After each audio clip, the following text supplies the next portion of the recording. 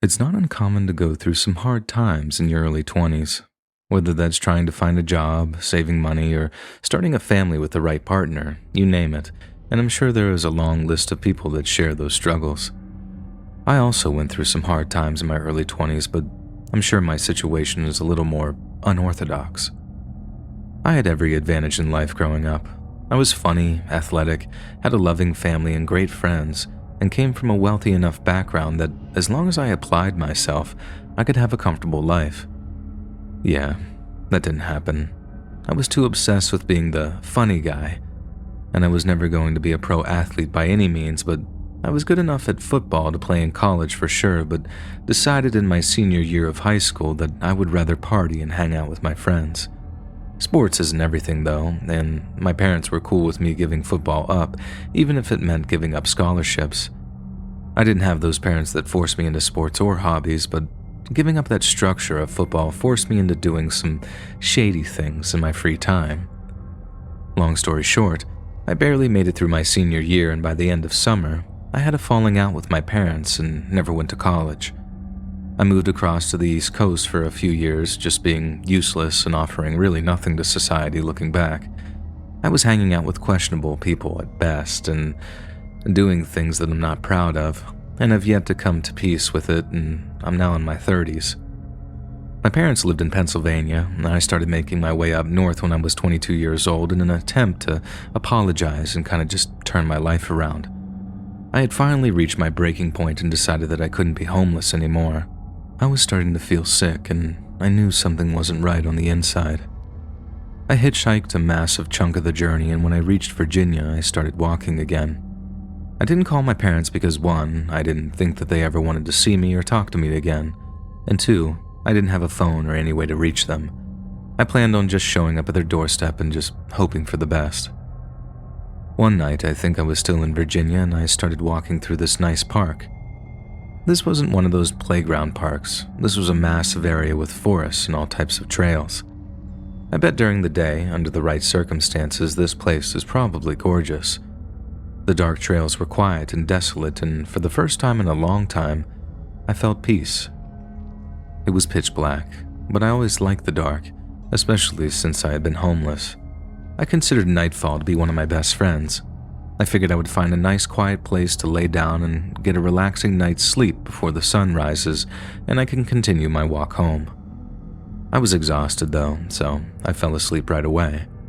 I don't know how long I was sleeping when I woke up to the sound of whispers. One thing about being homeless is that you sleep with one eye open. I rolled to the side of the big tree that I was leaning on and tried to focus on the darkness to see where the sounds were coming from. Well, I didn't need to be a detective to find the source.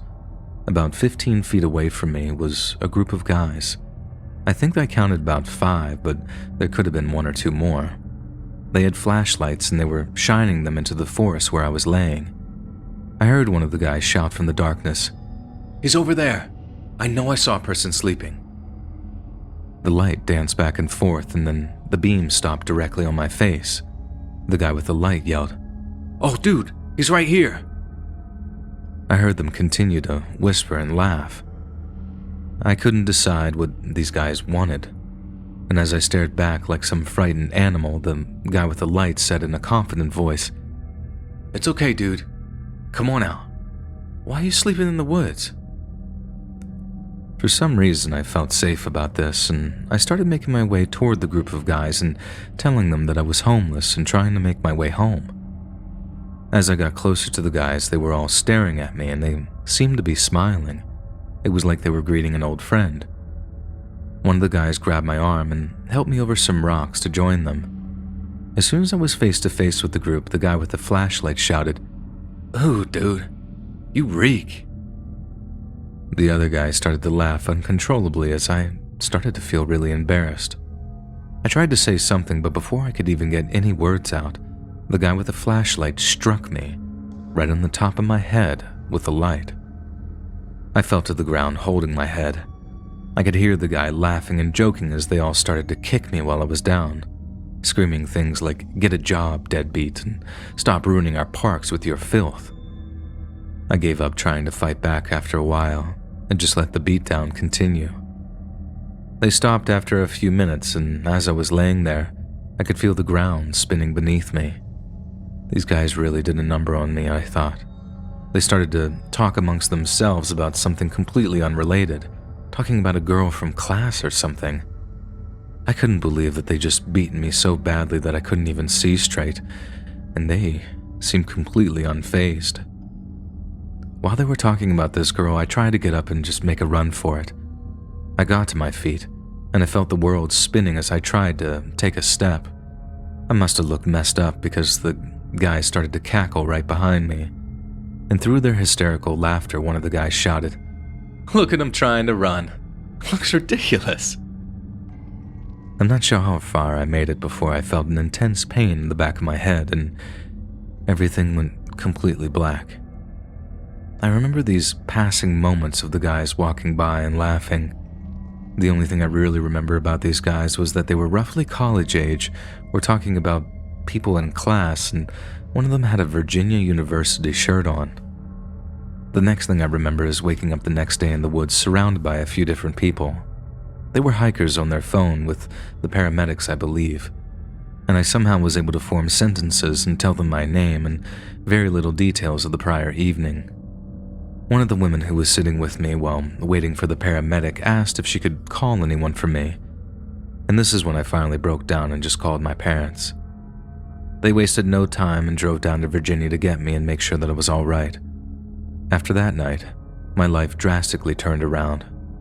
I moved home for a while until I got on my feet. I started online programs for college and eventually I got my business degree. When I was homeless, I had seen some messed up things, but none of those things held a candle to that night. I thought my life was over in that moment. These insane adults just felt no remorse as they attacked another human being and then laughed as I lied there nearly motionless in pain. Monsters aren't always hiding under your bed or in your closet. Sometimes they can be the very normal people that we see every day of our life. If you enjoyed this scary story, listen to thousands more, either over on the Let's Read YouTube channel or podcast.